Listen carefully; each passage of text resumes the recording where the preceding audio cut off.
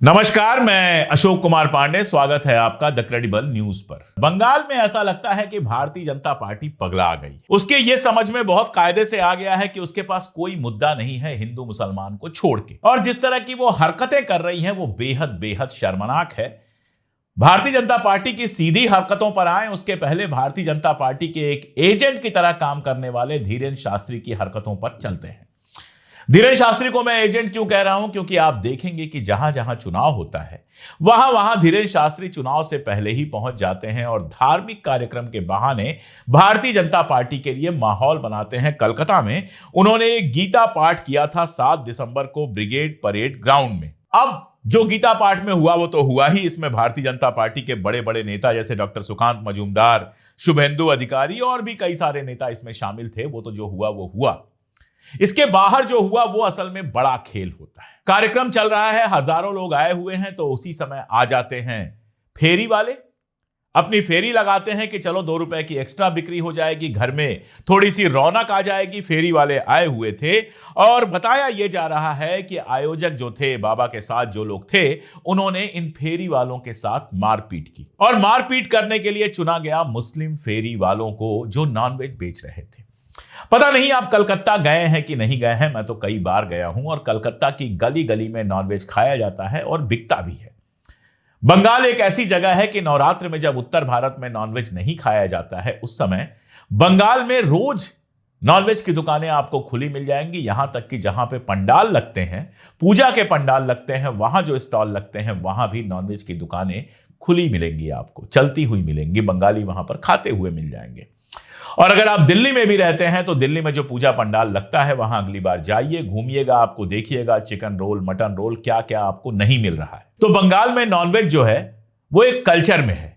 बंगाली ब्राह्मण भी नॉनवेज खाता है, बंगाली लोग भी नॉनवेज खाते हैं और मुसलमान तो नॉनवेज खाते ही हैं। लेकिन भारतीय जनता पार्टी के लोग और ये जो धीरेन्द्र शास्त्री के लोग हैं वो किस तरह की गंदगी फैलाना चाहते हैं आप समझिए। आरामबाग करके एक जगह है कलकत्ता में, रियाजुल वहां रहता है और वो पिछले 22 साल से शाकाहारी और मांसाहारी पैटी बेच रहा है। यानी कि चिकन पैटीज भी बेचता है, आलू पैटीज भी बेचता है और पनीर पैटीज भी बेचता है। इससे पूछा गया उसका नाम। जब बातचीत हुई, लोग पहुंचे तो उसने बताया कि पहले मेरा नाम पूछा गया। जैसे ही उसने बताया कि वो मुसलमान है, उसका नाम शेख रियाजुल है, उसको मारना पीटना शुरू किया गया और उसके बाद उकड़ू बैठने को कहा गया और उसका खाना फेंक दिया गया। उसके बयान का वीडियो सोशल मीडिया पर है, यहां पर भी मैं लगा देता हूं। वो भी वीडियो वायरल है जिसमें कुछ लोग हैं जिनके माथे पर तिलक लगा हुआ है, वो मारपीट कर रहे हैं, विक्रेता को घेर रहे हैं, उसके कान खींच रहे हैं, उसके डिब्बे खाली कर रहे हैं। एक तो उसके रोजगार पर प्रहार कर रहे हैं और दूसरा उसके साथ मारपीट कर रहे हैं। अरे भैया, उसकी दुकान से पैटीज उड़ के क्या धीरेन्द्र शास्त्री के मुंह में चली जाती या तुम लोगों के मुंह में चली जाती? तुमको नहीं नॉनवेज खाना है, मत खाओ। किसने तुमको यह अधिकार दिया कि तुम मारपीट करो? इसके अलावा दूसरे नंबर पे है मोहम्मद सलाउद्दीन। वो भी चिकन पैटीज बेच रहे थे, कलकत्ता के तिलजाला इलाके के हैं। वो भी चिकन पैटीज बेच रहे थे, उनके साथ भी यही सब हरकतें हुई। एक तीसरे विक्रेता हैं 35 साल के मुंतज मलिक। इनका कहना है कि ये तो प्याज युक्त स्नैक्स बेच रहे थे, यानी ऐसे स्नैक्स बेच रहे थे जैसे पकौड़ी वगैरह जिसमें प्याज पड़ी होती है। ऐसे लोगों पर भी हमला किया गया, केवल चिकन वालों पे नहीं, प्याज खाने वालों पर भी हमला किया गया। तो भैया, देश में प्याज पे प्रतिबंध लगा दो। जरा बताओ कि तुम्हारे भारतीय जनता पार्टी के जो नेता हैं बड़े बड़े बंगाल में, क्या उनके घर में प्याज नहीं पकती? क्या उनके घर में मछली नहीं पकती? क्या उनके घर में मटन नहीं पकता? और तुम लोग तो फर्जी लोग हो। तुम्हारे जो गुरु थे गोलवरकर, उनकी किताब का हिस्सा मैंने कल ही लगाया था जहां वो कहते हैं कि नॉनवेज खाने पर हिंदू धर्म में कोई रोक नहीं है। तुम कौन होते हो रोक पैदा करने वाले? और इससे बड़ा सवाल ममता बनर्जी से है। केस वेस सब हुआ है, ठीक है, अभी तक कोई कार्रवाई क्यों नहीं हुई? पुलिस तो आपके हाथ में है, पुलिस तो आपके हाथ में है। निंदा विंदा ठीक है, केस वेस दर्ज हो गया, ये भी ठीक है, आपके नेता लोग बयान दे रहे हैं, वो भी ठीक है। लेकिन ये बताइए, इन 3 गरीबों की पिटाई हुई है, आपकी पुलिस कहां थी? आपकी पुलिस इन 3 लोगों को बचा क्यों नहीं सकी? क्या अंतर है उत्तर प्रदेश और बंगाल में, जब वहां भी 3 गरीब मुसलमानों को ऐसे खुलेआम पीटा जाता है और पुलिस हाथ पर हाथ रख के बैठी होती है। आज घटना को 48 घंटे से ज्यादा हो गए, लेकिन अभी तक किसी की गिरफ्तारी नहीं हुई है, अभी तक कोई नोटिस नहीं भेजी गई है। आप राजनीति कर रही हैं सिर्फ मुसलमानों के नाम पर, या वाकई आपके सीने में कोई दर्द है इन गरीब लोगों के लिए? मुझे तो दिखाई नहीं देता। बयान आ रहे हैं लगातार, तृणमूल कांग्रेस के लोगों के बयान आ रहे हैं, बयान से हिंदू मुसलमान वो भी कर लेंगे, लेकिन बयान से होता क्या है? क्या बयान से उनकी दुकानें फिर से सज जाएंगी? क्या उनका जो अपमान हुआ है उसका बदला पूरा हो जाएगा बयान से? क्या कानून का काम हो जाएगा बयान से? कानून तो यह कहेगा ना कि सीधे सीधे यह काम जिसने किया है वो अपराधी है। आपने केस भी दर्ज किया है, समाज के अंदर सामाजिक वैमनस्यता पैदा करने वाला है, अराजकता पैदा करने वाला है, फिर ऐसे लोग अभी तक जेल में क्यों नहीं है? क्यों ऐसे लोगों को अभी तक उठाकर आपने जेल में नहीं डाला है? ममता जी, आप एक मजबूत मुख्यमंत्री हैं, इन गरीब लोगों के साथ जो कुछ हुआ है उस पर आप कोई कार्रवाई क्यों नहीं कर रही हैं? यह सवाल आपसे क्यों नहीं पूछा जाना चाहिए? हम यहां सिर्फ बीजेपी या किसी एक पार्टी से सवाल पूछने के लिए नहीं है, हम आपसे भी सवाल पूछेंगे। जहां आम जनता का मुद्दा होगा वहां हम सवाल पूछेंगे, चाहे तृणमूल कांग्रेस की सरकार हो, चाहे कांग्रेस की सरकार हो, चाहे किसी की भी सरकार हो। और ममता बनर्जी से मैं ये सीधा सवाल पूछ रहा हूं कि अब तक कोई गिरफ्तार क्यों नहीं हुआ? इन लोगों को मुआवजा क्यों नहीं दिया गया?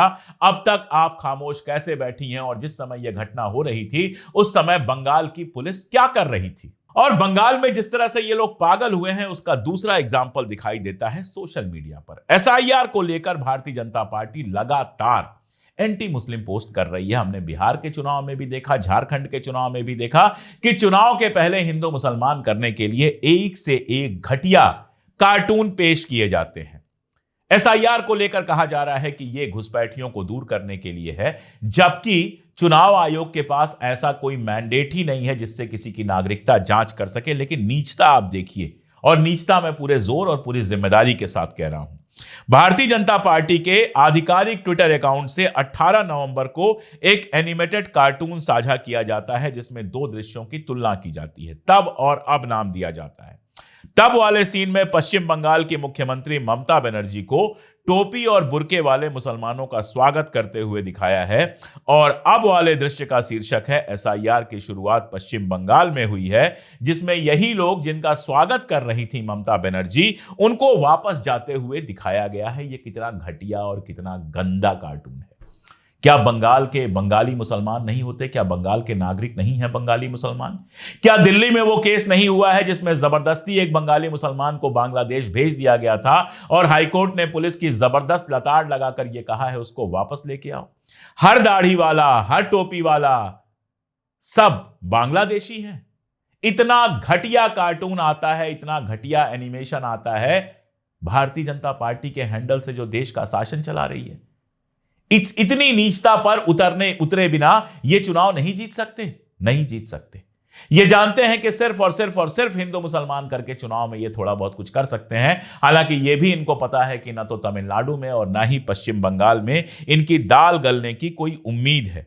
ऐसे ही दूसरे पोस्ट भी आए हैं जिसमें बता रहे हैं कि एसआईआर किस लिए है? बांग्लादेश से जो आक्रमण हो रहा है, मतलब जनसंख्या का जो आक्रमण हो रहा है, यानी कि मुसलमान घुसपैठिए जो आ रहे हैं। अरे भाई, तुम्हारी पुलिस, तुम्हारा सारा कुछ सिस्टम, तुम्हारे पास सीआईएसएफ, तुम्हारे पास बीएसएफ, तुम्हारे पास सेना, तुम्हारे पास होम मिनिस्ट्री, और तुम घुसपैठिए नहीं रोक पा रहे हो। शर्मनाक है ये। तुमको तुरंत इस्तीफा दे देना चाहिए, कुर्सी छोड़ देनी चाहिए अगर तुम घुसपैठियों को रोक नहीं पा रहे हो। और ये कैसे घुसपैठिए हैं? झारखंड में चुनाव होता है तो झारखंड में पहुंच जाते हैं, बिहार में चुनाव था तो बिहार में पहुंच गए, अब बंगाल में चुनाव है तो बंगाल पहुंच गए। ये क्या चुनाव के साथ साथ घूमते रहते हैं? क्या भारतीय जनता पार्टी इनको बाकायदा टिकट विकेट, गाड़ी वाड़ी, घोड़ा उड़ा दे के तैयार रखती है कि अच्छा अभी तुम झारखंड में रहो, अब चुनाव झारखंड का खत्म हो गया तो चल के बिहार में रहो चुनाव तक, और जब बिहार में चुनाव खत्म हो जाए तो चल के बंगाल तक रहो। यह करती है भारतीय जनता पार्टी। जहां चुनाव वहीं घुसपैठिया। अब बिहार में घुसपैठियों की कोई चिंता नहीं है, अब झारखंड में घुसपैठियों की कोई चिंता नहीं है। बंगाल निपट जाएगा तो यूपी में आ जाएंगे फिर लौट के घुसपैठिए। कमाल की पॉलिटिक्स है, और जनता अगर इस पर भी बेवकूफ बन रही है तो मुझे सच में आश्चर्य होता है कि जनता इस हालत में कैसे पहुंच गई है। ऐसे ही अभिषेक नाम के एक पात्र को लुंगी पहने हुए दिखाया गया है, बताया गया है ये टीएमसी का है। आप जानते हैं अभिषेक जो हैं वो भतीजे हैं, अभिषेक बनर्जी जो हैं वो ममता बनर्जी के भतीजे हैं।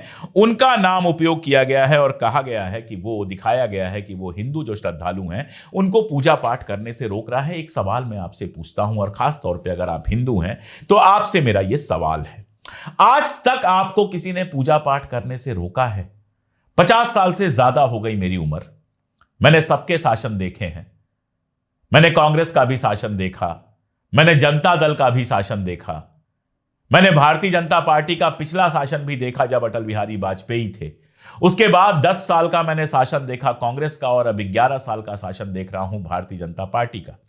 मुझे एक जगह ऐसी नहीं दिखाई दी जहां पूजा पाठ करने से कोई किसी को रोके।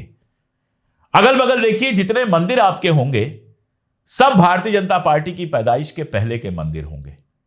अगर कांग्रेस और बाकी सारी पार्टियां सबको पूजा करने से रोक रही थी तो इतने मंदिर कैसे बन रहे थे?